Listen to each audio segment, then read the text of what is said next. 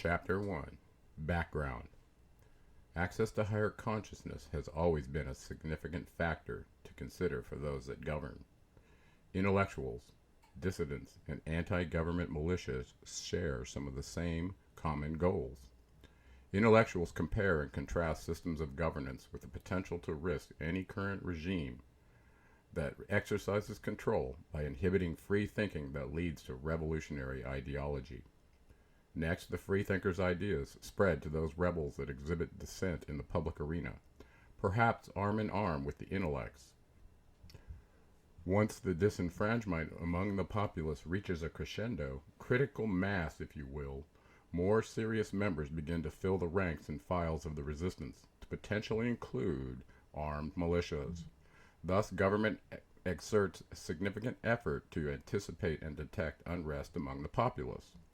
The police, lawyers, judges, and prison systems represent the enforcement and penalty arm of the government, being licensed agents of the state.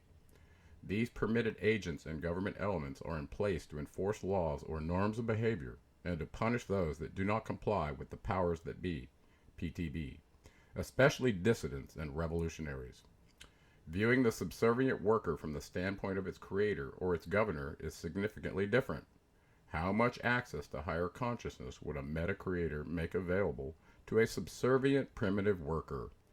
Would the being be provided with intelligence and a consciousness that could use memory and therefore with the application of comparative thinking and reflection assess their own state as enslaved? Could the circumstances of the subservient be created in such a way that they were not aware of their enslavement? For instance, suppose a large swath of land was allocated to a primitive workforce that was free to operate within the boundaries of the permitted area, but was restricted from approaching the borders within some specified distance.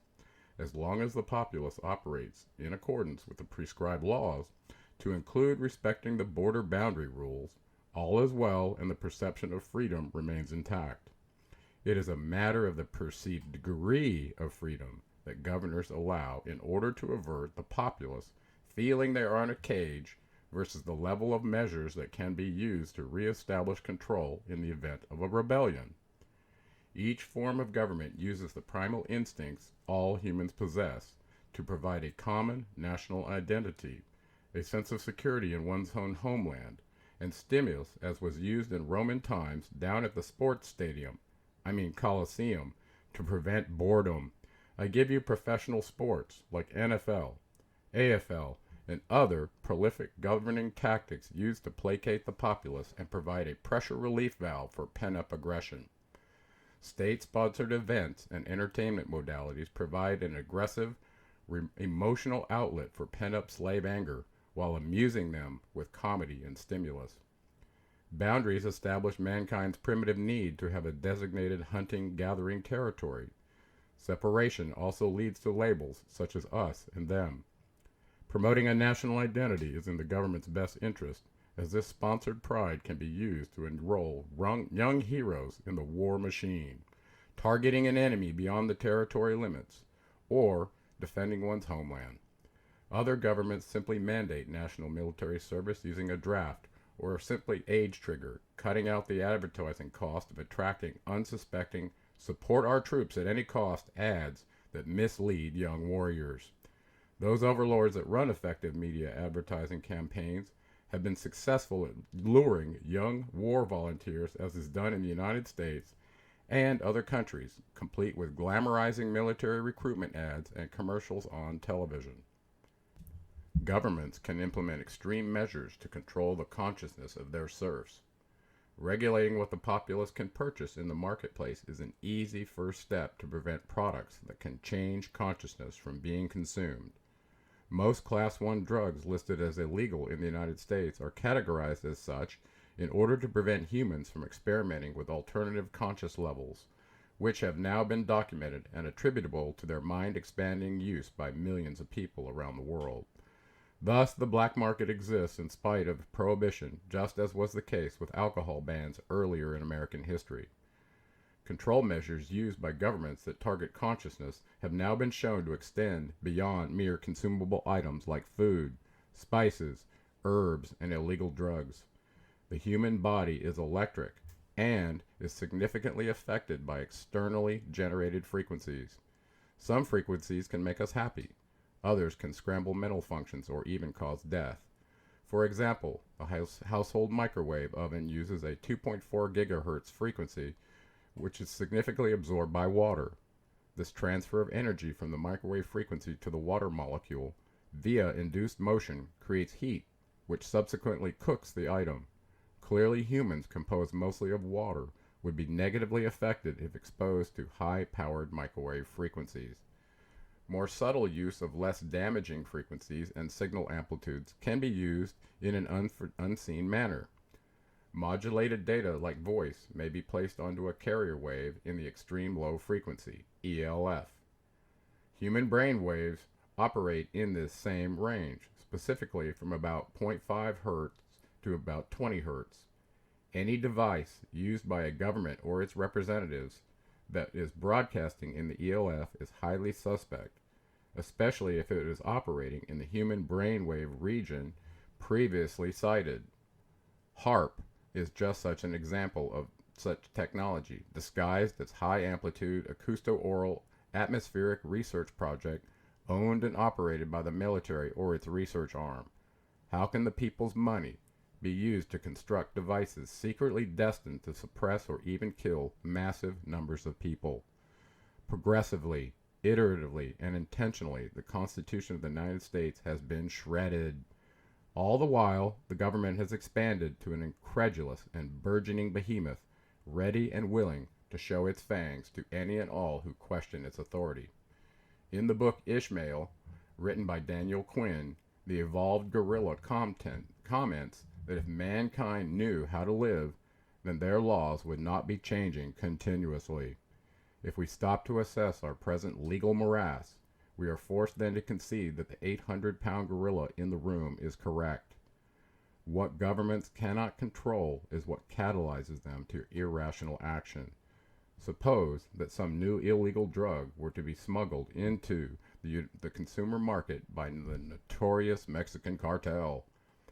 Further, suppose that the drug had the ability to change human consciousness by activating latent DNA, and when exposed to full spectrum energy from the sun, began integrating gravity with the human energy body, represented by the chakras.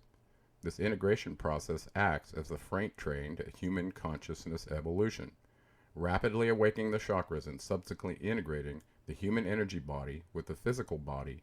Enlightened and sleeping serfs no more. Suddenly, the government will be faced with a new front on the drug war to stem the tide of the consciousness-altering chemicals deemed responsible for the sudden uprisings.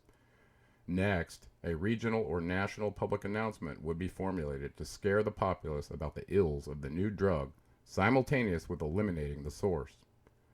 Next, those that were partaking of the drug would be watched for behavioral modification impact that could potentially be seen as a threat to the government.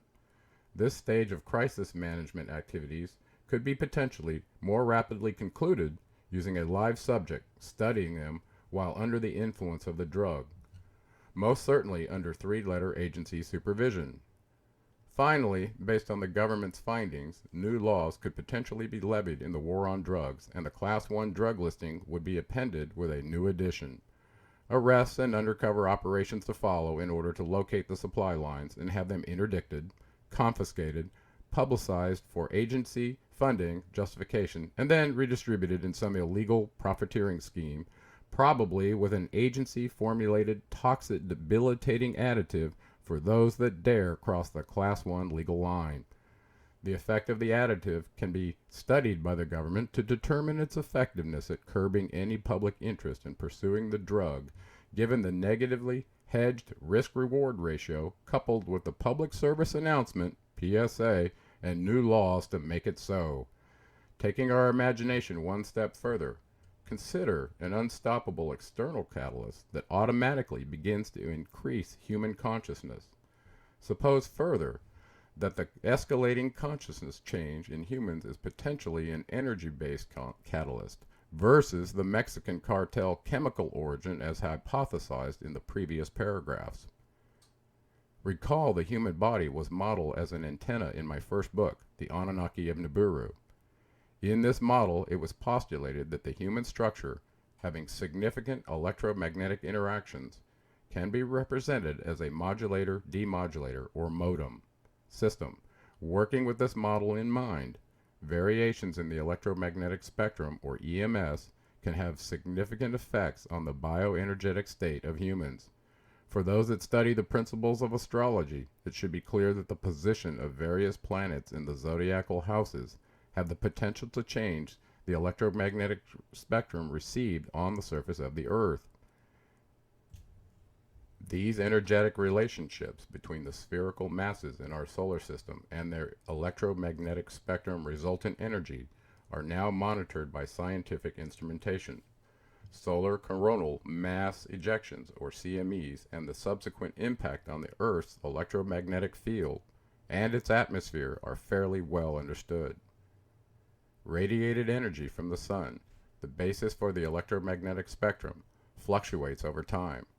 Solar maximums occur cyclically every 11 years, at which point the radiated energy from the sun can be disastrous for life in the solar system. Oftentimes, the solar max results in large storms and CMEs. 22 years ago, the Canadian electrical grid was knocked offline by a CME. The most recent solar maxima occurred in the year 2013, as shown in Figure 1. The sun did not produce damaging CMEs and oddly resulted in two south poles, an expected flip in north-south poles. North-south flows carry magnetic elements from sunspots to the sun's poles, building up the polar magnetic fields until they eventually flip around the time of the solar maximum. The sun emitted two X-grade solar flares on the morning of Tuesday, July 12, 2013 at 7:42 a.m. and 8:52 a.m. X being the most powerful kind of solar flare, and a third X-class flare early yesterday. Solar flares are largely harmless, as Earth's atmosphere absorbs most of the harmful particles they emit. However, they can cause satellites to malfunction and disrupt the layer of atmosphere some communications pass through, causing interruptions. Could this be the same environmental catalyst that spawned the Anunnaki to leave Nibiru some 450,000 years ago in search of an atmospheric radiation reflective material like gold? The Sumerian records indicate that the Anunnaki were here on Earth, specifically in South Africa, mining gold as told to us by the Atrahasis account. We share the same sun with all inhabitants of this solar system, and thus they too must have wrestled with the same issues regarding radiation threatening terrestrial life forms, including the Anunnaki themselves. Because the last major coronal mass ejection occurred in the year 1859, long before the planet was dependent on electronics for day-to-day lives, little is known about what the real impact would be if a similar event occurred today. It is proffered that perhaps large electronics would be badly affected, causing long disruptions to power supplies, phone networks, and the internet. Small electronics, such as mobile phones and computers, would be likely unaffected, but would be rendered almost useless with large networks knocked out. As can readily be seen from Figure 1, the sun took a siesta in 2013. It appears to be headed towards an even lower maxima during cycle 25 due to occur in the year 2024. Thus, theories of a cooling cycle, a new ice age, should be atop the world's top weather change concerns as the diminishing energy solar cycle proceeds. It is noteworthy that the founder of the Weather Channel, John Culling, has become a staunch contrarian to the supposition that man is causing the global climate change. For the thinking person, carbon dioxide is exhaled by humans and is supposedly the same concern for burning carbon-based fuels. Fact of the matter is that as the CO2 level increases, plant life flourishes, feeding off the excess levels. Newly forested terrain then becomes covering the ground and decreasing temperatures, reflected and re-radiated into the atmosphere by the Earth. Additionally, the radiated photons from the sun are absorbed by the plants during the photosynthesis process, transforming them into a useful chemical fuel when impacting chlorophyll-containing leaves. They crave CO2. So, if man is not responsible for global climate change, who or what is? And how are those changes, known by the governments around the world for many years, related to the statement ordo ab chaos, order out of chaos? What do the secret societies know about the coming changes to both the physical earth and the political reality sought by a new world order so often spoke of by purveyors of the deceived, the marionettes of influence, and the secret power behind the presidential puppeteering seats of power worldwide? In this book, The Seventh Planet, Mercury Rising, the reader is taken on a journey whose perspective is conveyed from one of the original Anunnaki scientists mentioned in the Sumerian records, detailing the cosmogony and genetic origins of mankind. This progenitor was given the responsibility by the Nibiruan king Anu to be mankind's teacher. Could it be that the lessons departed to the Anunnaki primitive workers, written on clay and emerald tablets by this benevolent being towards mankind, stayed here on Earth when many of the pioneering astronauts returned to Nibiru when given the chance? His goal was to complete the mission he was assigned. His mission is our reality, and the sooner we figure out the rules of the game, our destiny, if you will, the quicker responsibility can be taken for our thoughts and actions, coalescing our efforts toward making our fated forks in the road weave together towards our communal spiritual destiny. Each soul's pathway must traverse this material simulator with humble beginnings as a primitive worker barbarian, genetically designed to break out of the downtrodden enslavement, a phoenix rising crescendo, evolving towards the utopian ideal state of coexistence and galactic brotherhood. An iterative rollout of technology, civilizing capabilities, and knowledge conveyed to mankind essentially defines the developmental ages for cultural anthropology. Consider the Bronze Age, the Iron Age, the Industrial Revolution, and information ages which are in full exponential proliferation since the transistor was invented by AT&T Bell Labs on November 17, 1947. Each of these ancient astronaut how-to capabilities were provided to primitive man at key points in history around the world. Was this the highly coveted knowledge the cuneiform documents termed simply the ME tablets? These were protected by Enki himself. The story of civilizing mankind is memorialized in many tales, including that of Prometheus stealing fire from the gods for mankind's benefit, for which he suffered negative consequences from higher-ranking members of the Anunnaki Council. Azazel, the watcher from the Lost Book of Enoch, taught humans metallurgy and other forbidden knowledge, including alchemical secrets. Highly civilized society features and functions were prolific in the culture of Old Sumer. Mathematics, law codes, astronomy, and physical sciences and metallurgy. Society-changing dispensations to mankind caused significant paradigm shifts in history, leading to a more sophisticated culture. I give you the space age we live in now.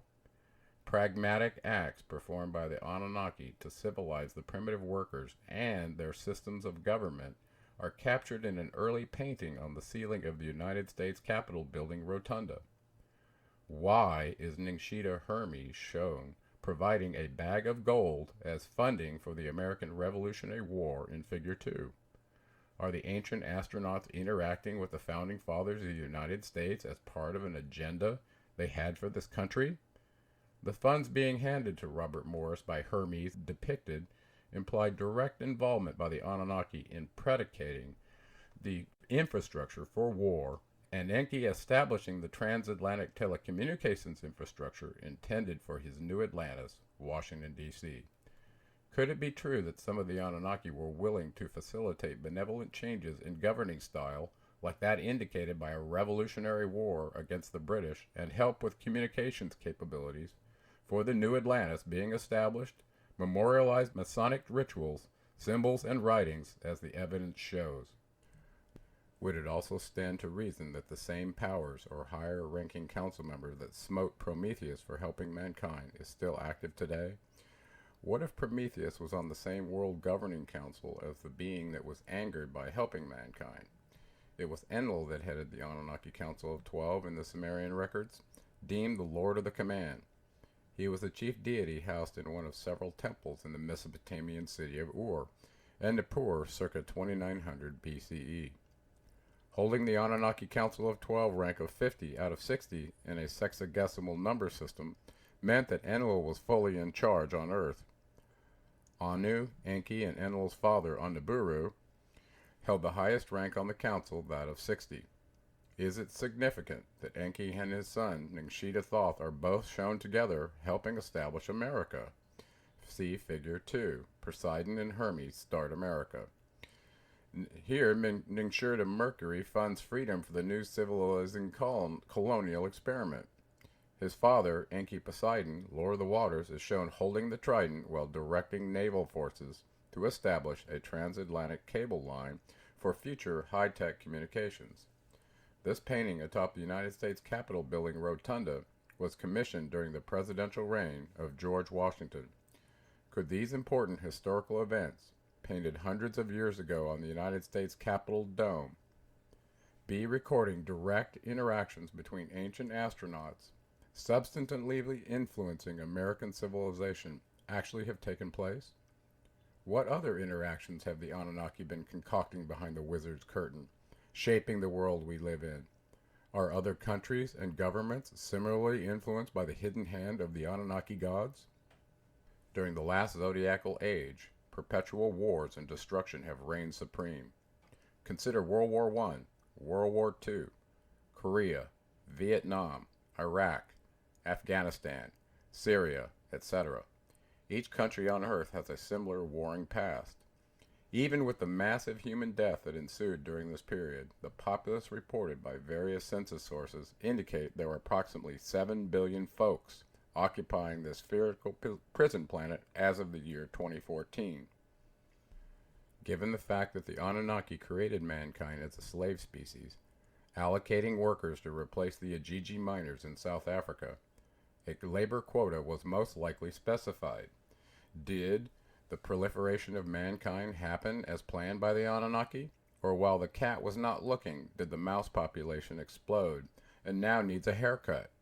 Why would our creators allow massive population growth just to cull it destructively at some future point in time?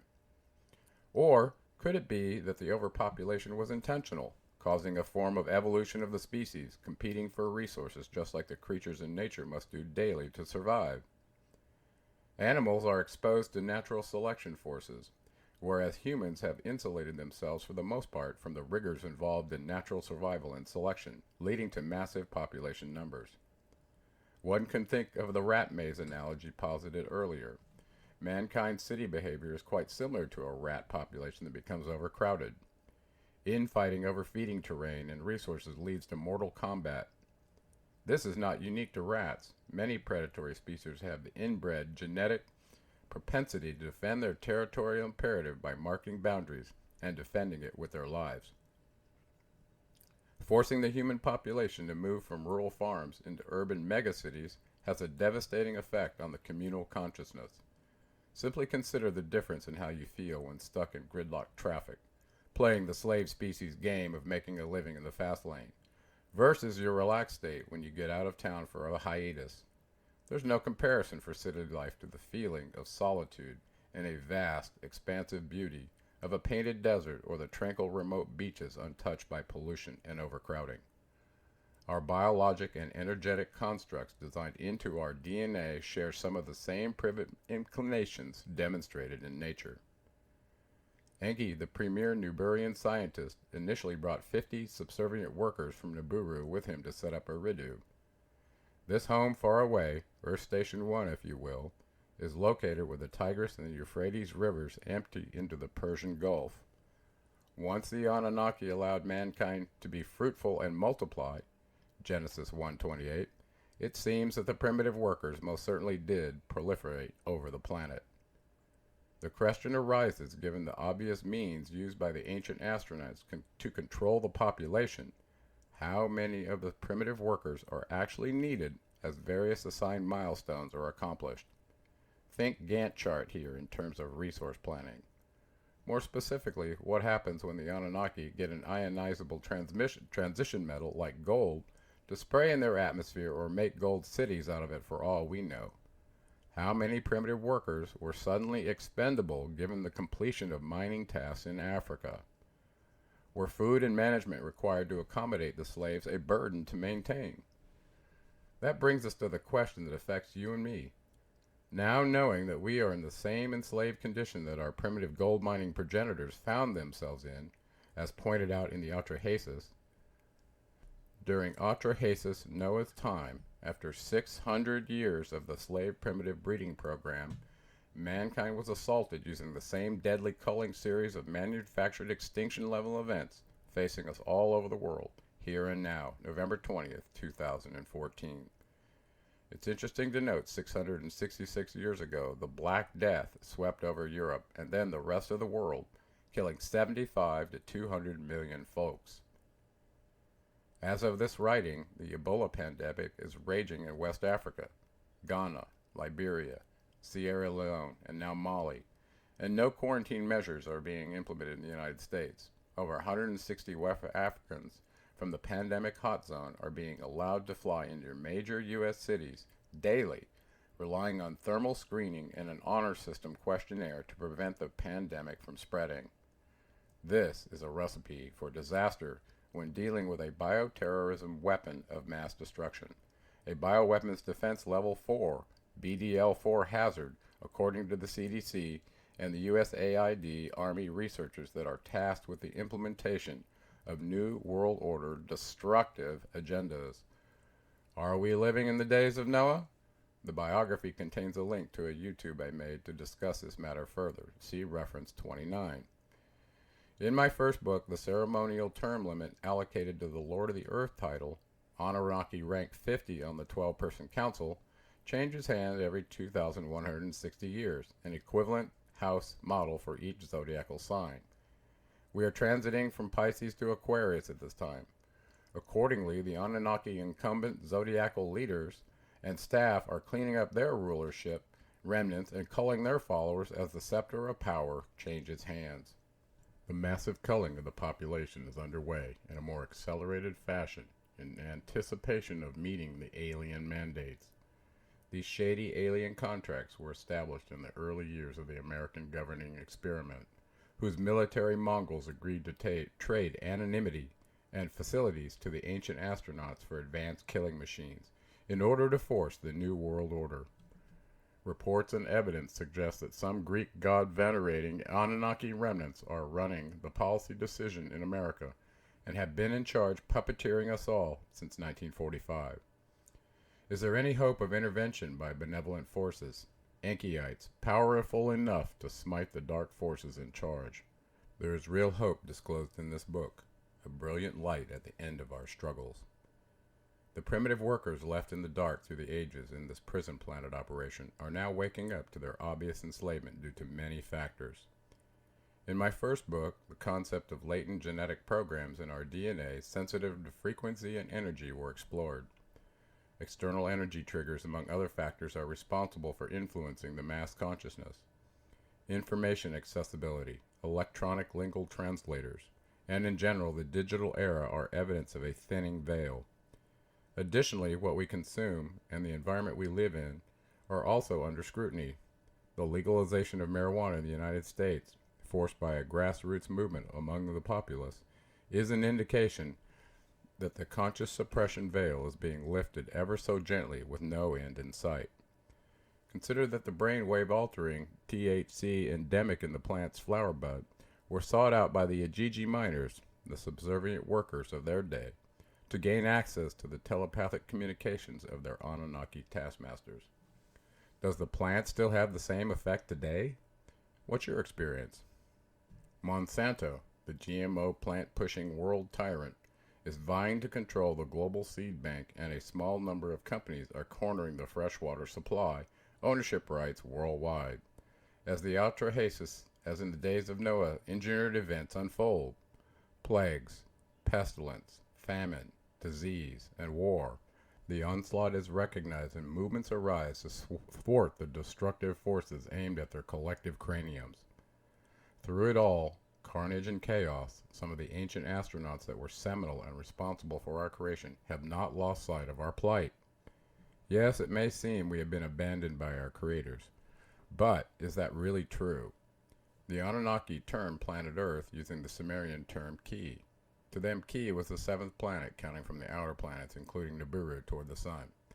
This book attempts to lift the veil on the controlling forces running this prison planet and take the reader on a simulator-busting excursion, taking apart the electromagnetic constructs which construct the holographic reality the primitive workers were designed to operate within. Interestingly enough, those that designed the primitive workers embedded hidden, latent capabilities in their DNA code as a mechanism which could be activated in order to transcend the frequency and genetic dumbing down and ultimate enslavement of modern man. In other words, our creators provided us with a narrow gate to escape the entrapment of their slave design. You were not told about this feature, nor is there a definitive manual issued among Americans describing any semblance of how to play the Earth graduate game and win. It's like creating a maze for a rat and starting the stopwatch to see how long it takes to find an escape route. To make the game more fun and interesting for the potentially demented observer, adding hidden trapdoors, death chambers filled with noxious fumes, or contaminated food would reduce the likelihood of the unfortunate slave rat getting out alive. This hypothetical maze of life is precisely the circumstances many are waking up to. Malevolent forces are presently on planet Earth, along with some benevolent ones like Enki and Ningshita, operating in secret, influencing the world stage. Taking the world's temperature relative to uprisings, both peaceful and violent, one is forced to ask what's going on here. Why the worldwide dissatisfaction with the simulator constructs? As the timing of the New World Order trestle board predicates change is due, the temperature rises among the primitive workers, and those benevolent Niburians sensitive to our plight are taking notice. Mercury is rising as a barometric response to the culling onslaught facing mankind at this time. The planet Mercury is so aptly named to the high content of the mystery liquid metal, Hg, contained therein. Another name for Mercury is Mumu, as told to us in the Anunnaki creation account for our solar system. Ningshita Mercury is affiliated with the planet as he obviously chose the cultural name alongside fellow Anunnaki like Zeus and Poseidon during his stint on the Olympian-derived ruling council of gods during the Greco-Roman era. Zeus took on the name of his planet Jupiter to the Romans, and Enki Poseidon adopted the name of his planetary affiliation given in the Enuma Elish, Neptune. Mercury is a very special element in that it can occupy various matter states to include a vapor form, as if existing in a liquid metal form was not strange enough already. Alchemy gives special credence to Hg and recognizes Thoth as the first alchemist. Another name for Ningshita, as you may recall from the God table proffered in my first book. Recall the fact that names which appeared in the Sumerian account for the Anunnaki members had also known as names, aka, which span many cultures to include Sumer, Egypt, Greece, Rome, and many others. Modified Table 1, shown below, first published in the Anunnaki of Nibiru, disclosed that the aka name list for some of the most influential members of the Anunnaki Council across multiple cultures. Ningshita, Thoth, Hermes, Mercury had many aka names, some of which are very controversial in religious communities. See Table 1 for the Anunnaki God Table, which provides the reader with a quick reference and correlation of known aka names. Table 1, Anunnaki God Table. As we face the transition to a new state in the simulator, an alchemical transformation, if you will, we can find hope in the knowledge that as the world grumbles and extinction-level events abound, here on the seventh planet, Mercury is rising just in time to facilitate order out of chaos. Wade with me through the ashes of a destructive zodiacal cycle ruled by Enlil Zeus, the great destroyer.